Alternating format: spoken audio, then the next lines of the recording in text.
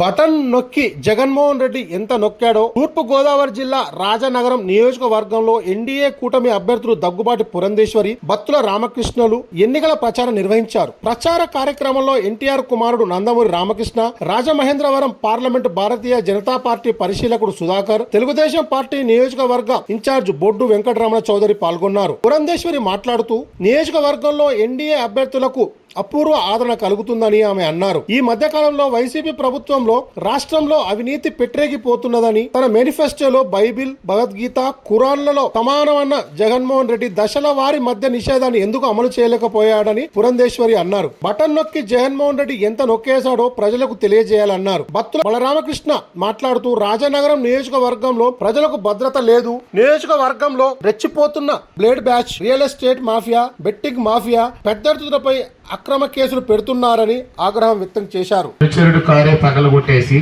తిరిగి మళ్ళీ అక్రమ కేసు పెట్టడం ఎంతవరకు ధర్మం ఆలోచించండి. ఒక మహిళా కానిస్టేబుల్ మీద దుర్భాషలాడి ఇప్పటి వరకు కేసు బుక్ చేయకుండా ఆ యొక్క అధికారిని ఇబ్బంది పెడుతున్నారు అని అంటే అధికారం ఎంత పెచ్చిమీరిపోయిందో ఒకసారి ఆలోచించండి.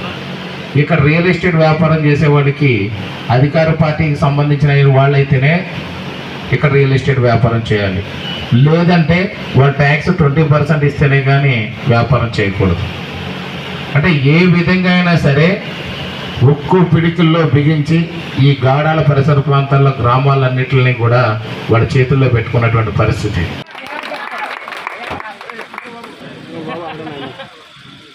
నారెడ్డి గారు ఒక చక్కటి రాశారు.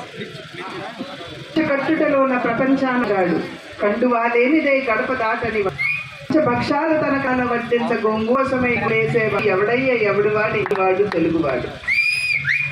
మనదైతే మాలలేవాడు, తిక్కరేగిందంటే డొక్క చీల్చేవాడు, ఏ సమేగినా ఎందుకాలిడినా ఆవకాయ వియోగం అసలు సైపనివాడు ఎవడయ్య వాడు తెలుగువాడు.